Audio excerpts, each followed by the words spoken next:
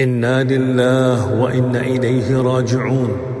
إن القلب ليحزن وإن العين لتدمع، ولا نقول إلا ما يرضي ربنا، وإنا على فراقك لمحزونون. اللهم اغفر لجميع موتى المسلمين الذين شهدوا لك بالوحدانية ولنبيك بالرسالة وماتوا على ذلك.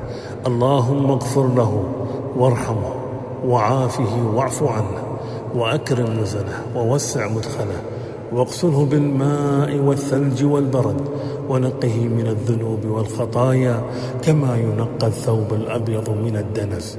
وارحمنا اللهم برحمتك إذا صرنا إلى ما صاروا إليه.